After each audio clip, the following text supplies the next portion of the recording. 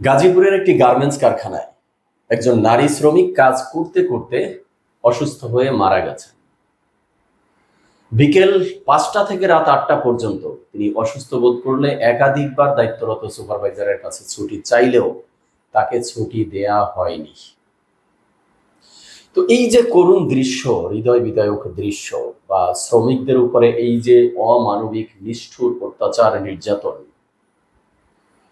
এগুলো তো আমরা যুগ যুগ ধরে দেখে এসেছি। এর কি সমাপ্তি হবে না? শ্রমিকরা কি তাদের অধিকার, ন্যায্য অধিকার বুঝে পাবে না? শ্রমিকরা অসুস্থ হলে কি চিকিৎসা পাওয়ার অধিকারটুকু তারা বুঝে পাবে না? দর্শক শ্রোতা, আজকে এই বিষয় নিয়ে কিছু কথা বলতে চাই। তো চলুন direct hit the point.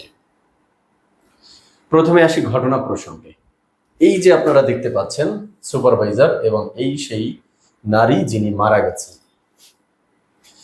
Supervisor বলেছিলেন, তুই মইরা জাগা, ছুটি নাই, কাজ করতে করতে কারখানাতেই নারী শ্রমিকের মৃত্যু।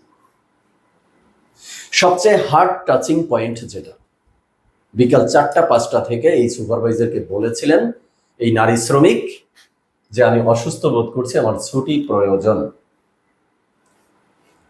৪টা-৫টার দিকে একবার চেয়েছে, এরপরে প্রতি ঘন্টায় ঘন্টায় তিনি ছুটি চেয়েছেন। লাস্ট রাত ৮টার সময় এই নারী শ্রমিক বলেছিলেন, এই হতভাগা নারী সুপারভাইজারের কাছে আকুতি মিনতি করেছিলেন যে আমি মনে হয় আর বাঁচবো না, আমি মারা যাব, আমার দুটো সন্তান আছে,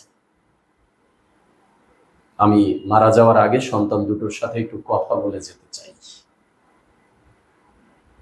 কিন্তু এই সুপারভাইজার তখন বলেছিল যে তুই মইরা জাগা, কিন্তু ছুটি নাই।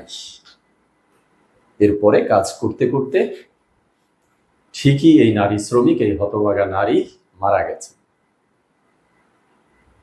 মারা যাওয়ার আগে তার যে দুই সন্তান ছিল তার সাথে দেখাও করতে পারেনি, কথাও বলতে পারেনি, সেই সুযোগটুকু তাকে দেয়া হয়নি।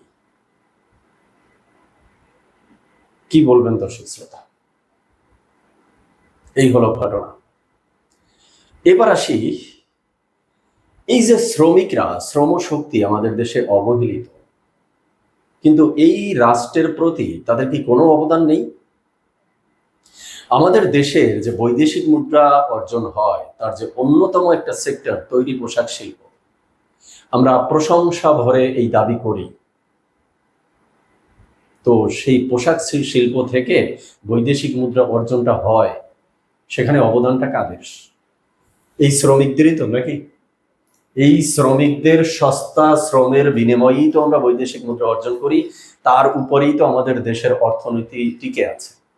তাহলে দেশের অন্যতম একটা সেক্টর অর্থনীতি যাদের হাত ধরে দাঁড়িয়ে আছে, তাদের অসুস্থ হলে ছুটি পাওয়ার অধিকার নেই, তারা অসুস্থ হলে চিকিৎসা নেওয়ার অধিকার নেই, তারা অসুস্থ বোধ করে মৃত্যুর মতো ফিল করলে সর্বশেষ তার বাচ্চাদের সাথে দেখা করে মরতে চায়, সেই বাচ্চাদের মুখ দেখে মারা যাওয়ার অধিকারটুকু তাদের নেই।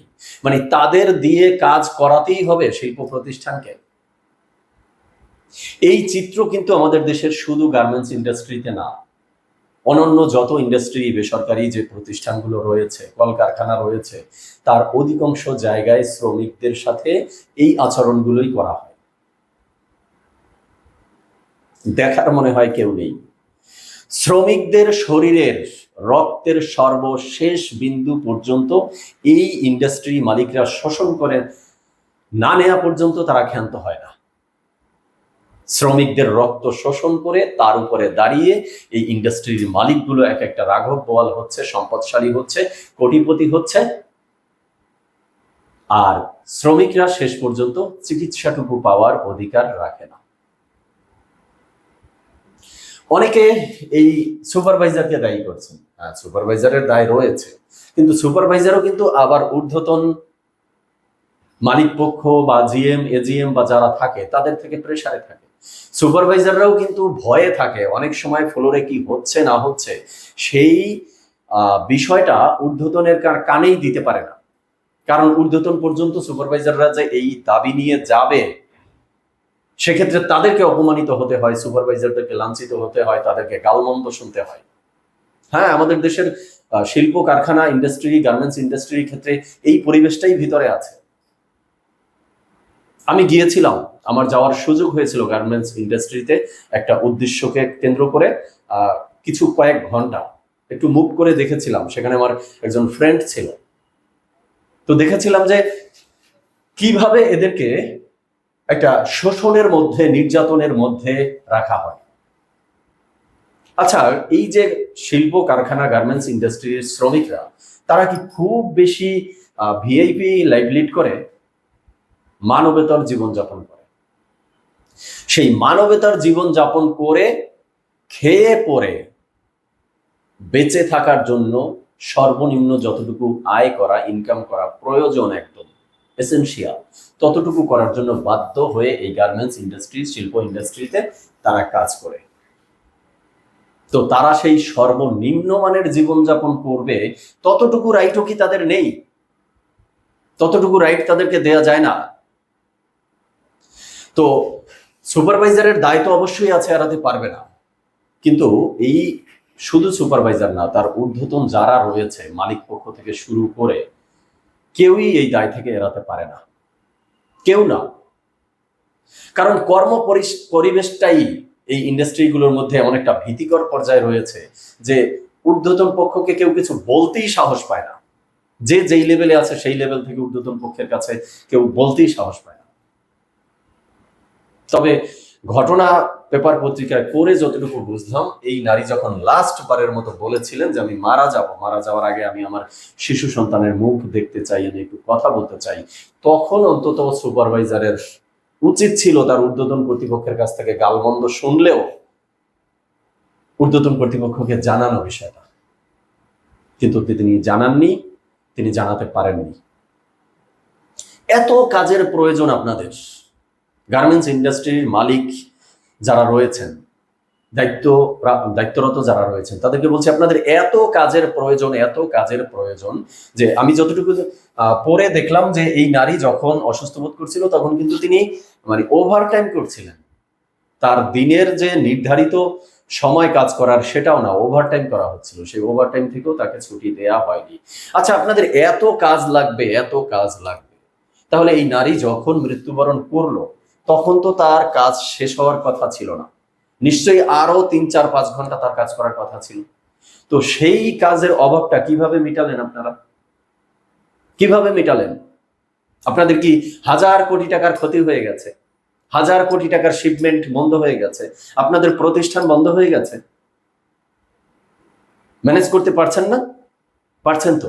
তাহলে এই নারীকে যদি আরো 3 ঘন্টা আগে, 2 ঘন্টা আগে ছুটি দেয়া হতো, অন্তত ট্রিটমেন্ট নেওয়ার, প্রাথমিক চিকিৎসাটা নেওয়ার সুযোগটা দেয়া হতো, তাহলে সে মারা তো নাও যেতে পারত, বা চিকিৎসাটা তো নিতে পারতো, বা তার বাচ্চাদের সাথে দেখা তো করতে পারতো। তাহলে কি আপনাদের আহামরি ক্ষতি হয়ে যেত?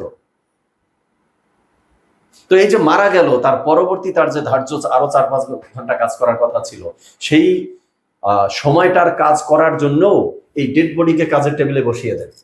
আপনারা তো একটা অমানুষ হয়েছেন, মানুষের পর্যায়ে তো আপনারা নেই। ডেড বডিকে টেবিলের উপরে বসিয়ে, কাজের সেলাই মেশিনের উপরে বসিয়ে, তারপরে তাকে দিয়ে ওই যে নির্ধারিত 4-5 ঘন্টা ছিল সেই কাজটাও আপনারা করিয়ে নেন। কারণ আপনাদের তো কাজ লাগবে, আপনাদের কাজ ছাড়া আর কিছু তো আপনারা বুঝেন না। মনুষ্যত্ব মানুষের কোথায় গেছে দিন দিন? কর্মব্যস্ততায়, টাকা, দায়িত্বের জায়গায় এসে মানুষ মনে হয় মানুষকে চিনতে ভুলে গেছে।